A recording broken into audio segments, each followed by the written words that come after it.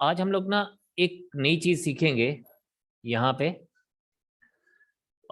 वो है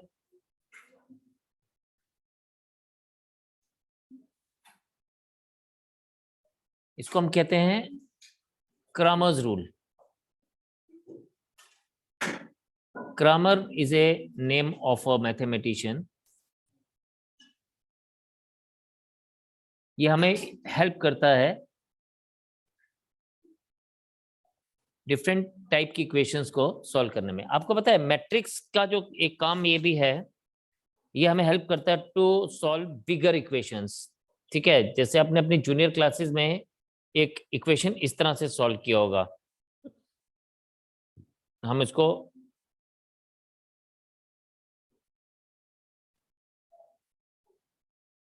जैसे आपने पढ़ा हुआ है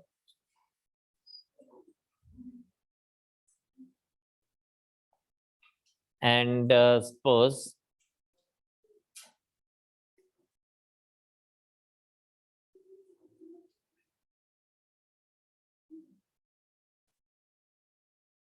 ये दो इक्वेशंस आपके पास गिवन है, तो ये आपने अपनी जूनियर क्लासेस में पढ़ा हुआ है। देयर वर डिफरेंट वेज, इसको हम कहते थे linear equation in two variables, और फिर हम इसको अलग अलग मेथड से सॉल्व कर सकते थे। कभी हम लोग एलिमिनेशन मेथड यूज करते थे, कभी सब्स्टिट्यूशन मेथड यूज करते थे to find out such type of question. लेकिन यहाँ पे हम इसको सीखेंगे with the help of determinants कि हम इसको कैसे सॉल्व करते हैं।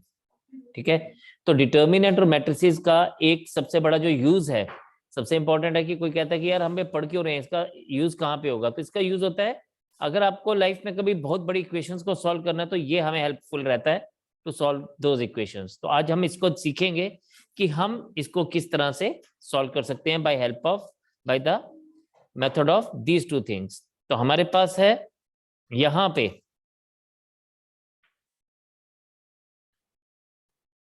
सबसे पहले हम डेल्टा लेंगे। डेल्टा में हम लोग इसको इस तरह से लेंगे, इसके एक्स और वाई के कोफिशिएंट्स लिखेंगे। एक्स और वाई के कोफिशिएंट्स कौन कौन से? 2, 3, 3 एंड 4। तो इन कोफिशिएंट्स को लिखा जाएगा इस तरह से 2, 3, 3 एंड 4। इसको सॉल्व करेंगे तो 4 टू ज़ा 8 minus 9 equals to -1। Then next हम लिखेंगे डेल्टा 1। डेल्टा 1 में हम क्या करेंगे, ये बात अब समझने वाली है। ये जो हमारे पास फर्स्ट कॉलम है ना, इसको हम रिप्लेस करेंगे कांस्टेंट्स के साथ। फर्स्ट कॉलम को रिप्लेस करेंगे कांस्टेंट्स के साथ। तो ये 7, 10, 3 एंड 4। इसको सॉल्व करेंगे तो आ जाएगा 28 minus 30 equals to -2। And then third हम लेंगे डेल्टा 2। अब डेल्टा 2 को हम लोग क्या करेंगे, डेल्टा 2 को हम रिप्लेस करेंगे इसके साथ।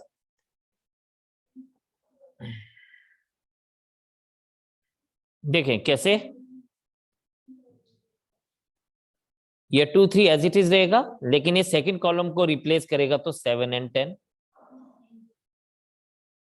अब हम इसको सॉल्व करेंगे तो आएगा 10 टू ज़ा 20 माइनस 21 इक्वल्स टू -1। ये हमारे पास क्या आ गया, ये हमारे पास 3 डिटर्मिनेंट्स हम लोगों ने अलग अलग निकाले। एक जो एक्स और वाई के कोफिशिएंट्स थे, दूसरा एक्स के कोफिशिएंट्स को कांस्टेंट्स के साथ रिप्लेस किया, देन वाई के कोफिशिएंट्स को कांस्टेंट्स के साथ रिप्लेस किया और वैल्यूज निकाली। अब हम लोगों के मेन काम क्या है, हमें फाइंड आउट करना है एक्स और वाई का वैल्यू। तो एक्स यहां पे आएगा डेल्टा 1 अपॉन डेल्टा, यानी यहां पे डेल्टा 1 का वैल्यू है -2 upon -1, this is equals to 2। और y आएगा delta 2 upon delta, that is -1 upon -1 equals to 1। तो ये हमने x और y के वैल्यूज निकाल दिए, ठीक है। ये हमने x और y की वैल्यूज जब फाइंड आउट की, तो अब हमारे पास क्या आएगा, अब हमारे पास आएगा कि क्या ये वैल्यू सही भी है कि नहीं। तो आप देखें 2x + 3y में हम लोग ये वैल्यूज डालेंगे, 2 × 2 + 3 × 1, ये बन रहा हमारे पास 4 + 3 = 7। तो आप देखें हमारे पास ये वैल्यू 7 आ रही थी, इट इज करेक्ट। सेकंड में भी डाल के देखेंगे, 3 × 2 + 4 × 1 = 6 + 4 = 10। तो ये सेकंड हमारे पास आ गई। तो हमारे पास ये दोनों वैल्यूज जो हैं वो करेक्ट होगी। यहाँ पे हम लोगों को ये 7 करेक्ट मिला एंड यहाँ पे हम लोगों को 10 करेक्ट मिला। तो this is how we can find out the equation by using determinant. आप एक बार इसको गो थ्रू करें और फिर मुझे बताएं कि कोई प्रॉब्लम है तो प्लीज पूछें। नो, अभी हम लोगों ने जो नेक्स्ट क्वेश्चन लिया, अगेन हम इसको क्रमर्स रूल से करेंगे। और यहाँ पे हमारे पास 3 वेरिएबल्स हैं, हम इन 3 वेरिएबल्स को अलग अलग तरह से लेके चलेंगे। तो आप देखें हमारे पास सबसे पहले डेल्टा लिखा जाता है। डेल्टा जो लिखा जाता है दैट इज ऑलवेज रिटर्न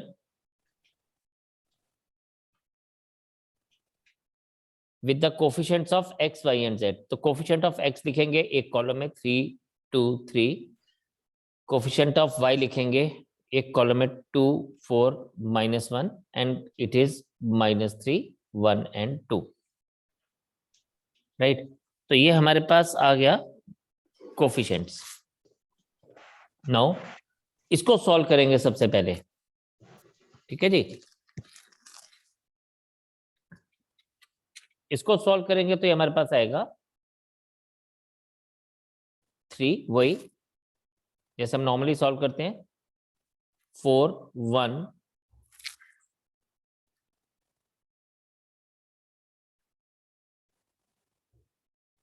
1 -1 2 -2 × 2 1 3 2 -3 × 2 4 3 -1। ये बन जाएगा delta is equals to 3 × 8 +1 -2 × 4 -3 -3 × -2 -7। Delta is equals to 3 × 11 -2 × 1 -3 × -9. This becomes 33 -2 + 27 equals to 58. So we got delta is equals to 58.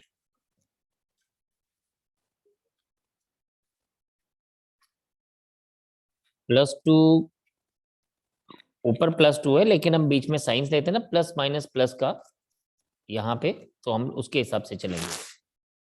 कोई गलती होगी तो हमें पता चल जाएगा। अब डेल्टा 1 में आपने x के कोफिशिएंट्स को रिप्लेस कर देना है। सर 4 3s are 12 उधर -2 -7 -2, okay, I'm so sorry, yes, this is -14, yes,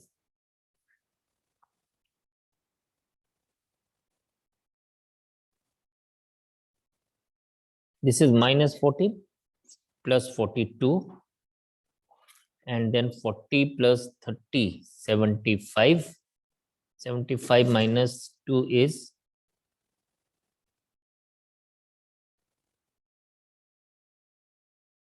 एक और गलती है मेरे ने सर की 8 यहाँ पे, + 1 9 आपने लिखा है 3 × 11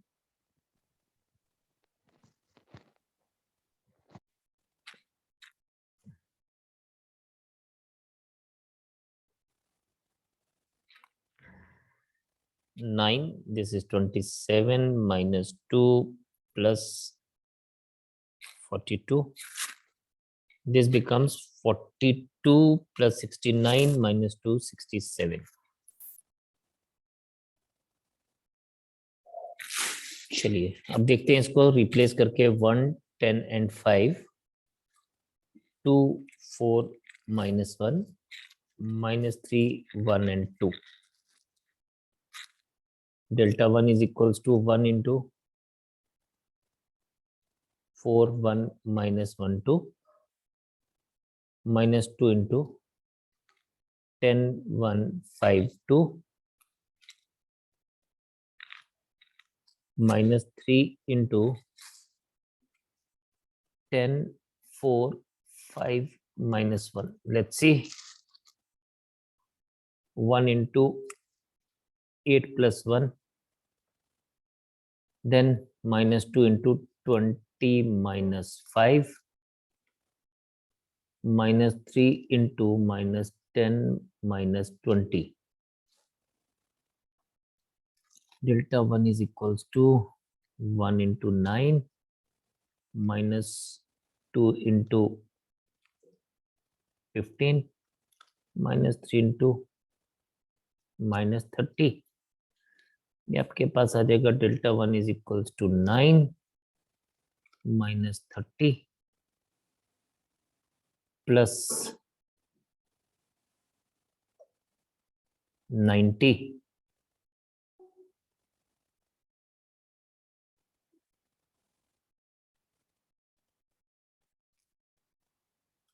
This is 69.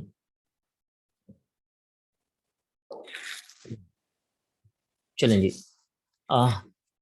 एक्चुअली यहाँ पे 12 था, उसी के हिसाब से हमने सब्सिक्वेंट चेंजेस लाई और यहाँ पे 12 टू 24 -5 दैट इज 19. यहाँ भी 12 इंटू -1 इज -12 -20 इज -32 और ये हमारे पास क्या आ गया 9 -38 प्लस 96. ये हमारे पास आ जाएगा 105 -38 दैट विल गिव अस 67.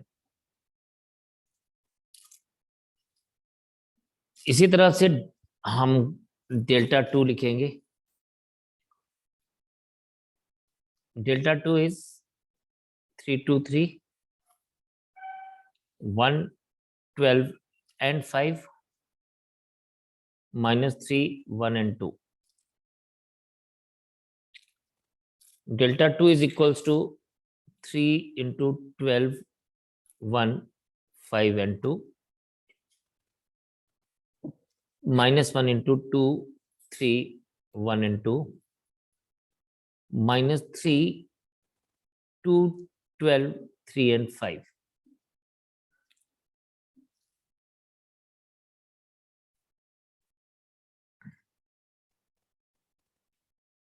-24 -5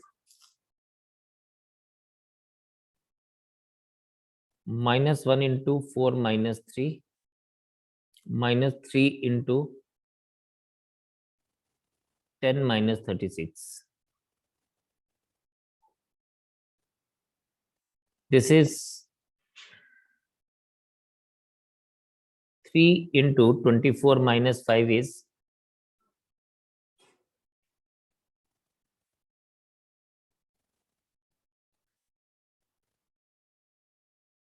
19.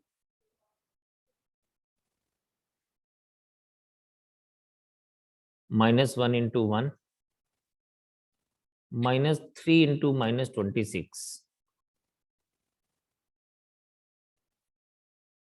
तो ये हमारे पास आ जाएगा 57 -1 and 78.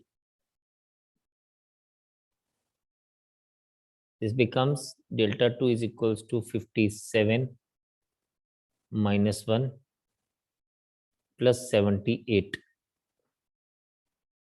ये हमारे पास आ जाएगा 135 -1 equals to 134.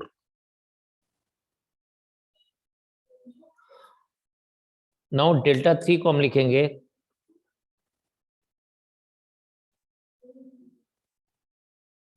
3 2 3 2 4 -1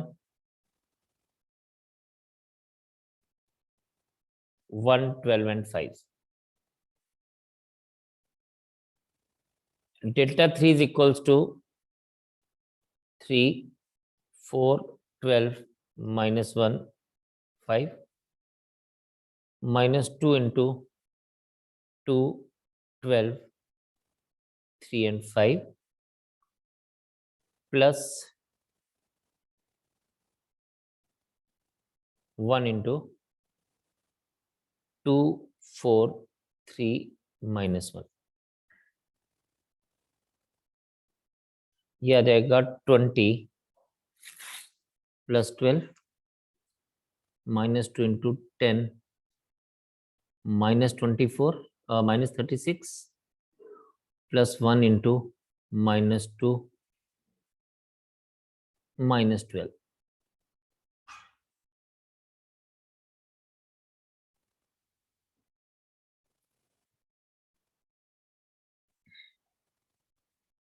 तो -2 -12. डेल्टा 3 हमारे पास आ जाएगा 3 into 32 -2 into -26 plus 1 into -14.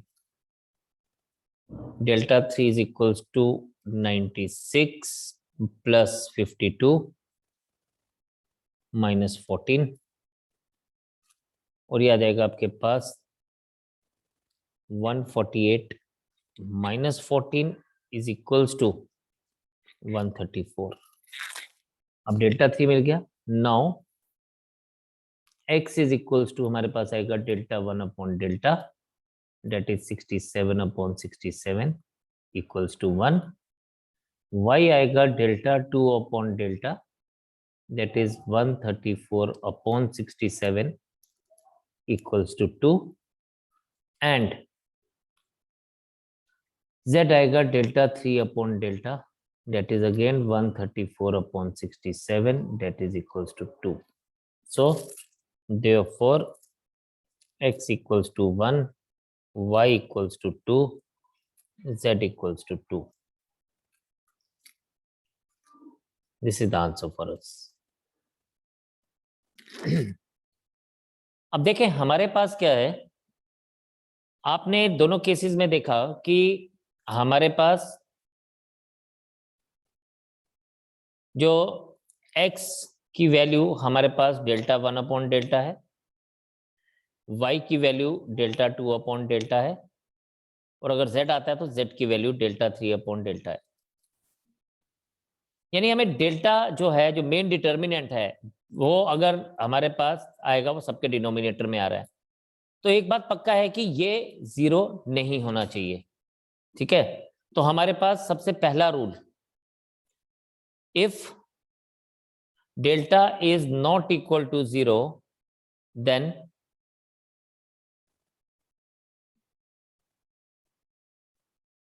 System of equation has, ये इक्वेशन मैंने शॉर्ट फॉर्म में लिखा है, हैज यूनिक सॉल्यूशन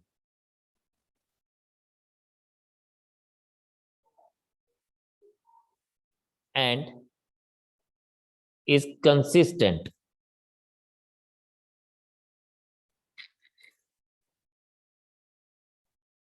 तो हम इसको कंसिस्टेंट बोलते हैं. कंसिस्टेंसी का मतलब कि ये स्थिर है, मतलब ये कंसिस्टेंट है सिस्टम. अगर हमारे पास सॉल्यूशन निकलता है तो वो कंसिस्टेंट है सिस्टम. ठीक है. फिर एक केस ऐसा भी हो सकता है, if delta is equals to 0 and delta 1 equals to delta 2 equals to delta 3 equals to 0, then system of equation has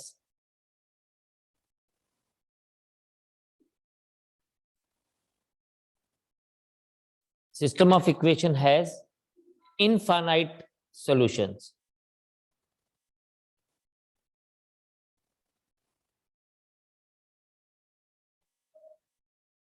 and is consistent. तब भी हम इसको कंसिस्टेंट बोलेंगे.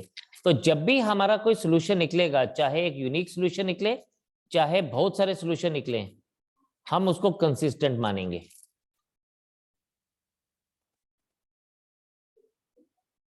बट अगर ये ऐसा हो, if delta equals to 0 but delta 1 और डेल्टा 2 और delta 3 is not equal to 0, then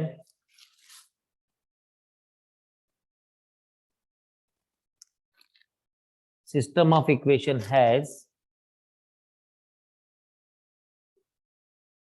no solution. And अगर सोल्यूशन नहीं निकलेगा तो इसको हम इनकंसिस्टेंट बोलेंगे।